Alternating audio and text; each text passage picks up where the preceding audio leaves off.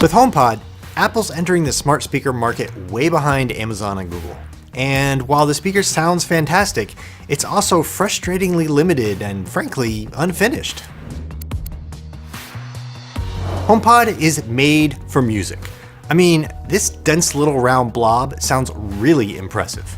It's got a 4-inch high excursion woofer, an array of 7 tweeters, 6 microphones, and an A8 processor tying it all together. Apple uses some real software wizardry to bounce sounds off walls and beam them around the room. The HomePod fills your room with the kind of sound you'd expect to hear from a much larger gadget. And it sounds clear and full no matter where you are in the room. It's got more low-end bass than you'd expect, and it never really distorts no matter how loud it gets. And it does get really loud. But it's just so limited. 2 key features were cut before launch. You can't use 2 HomePods in a stereo pairing configuration, and you can't set up multiple HomePods for multi-room audio around the house. These features are going to be added back in a software update later this year. HomePod also only works with a single account. So once you set it up with your iPhone or iPad, the speaker attaches to your Apple Music account and your iCloud account. Anyone who talks to it can set reminders or make notes or send messages on your account. Sure, you can turn these things off, but eliminating features is hardly the fix for this problem. And then there are the things it just can't do at all, like set calendar appointments or call an Uber or start a phone call. HomePod also doesn't really work with any music service besides Apple's. You can use Siri to play back iTunes purchases, music sync through iTunes Match, or Apple Music.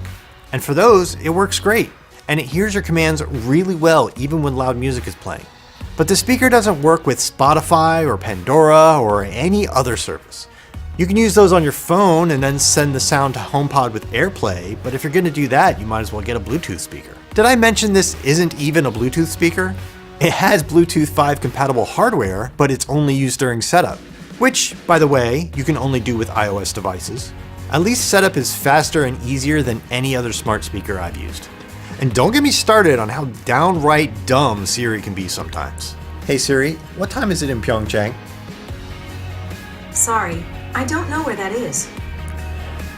Never mind, Siri. There's really no 2 ways about it. HomePod just isn't ready. It doesn't do stereo pairs or multi-room audio.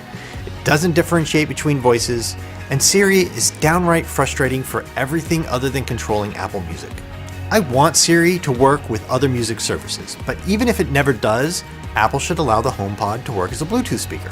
And it's absolutely critical that it learn to recognize different voices and work with multiple accounts. Fortunately, these are all things that can be fixed with software updates, and the hardware is fantastic. But until Apple addresses some of these issues, it's hard to recommend HomePod, even to Apple fans.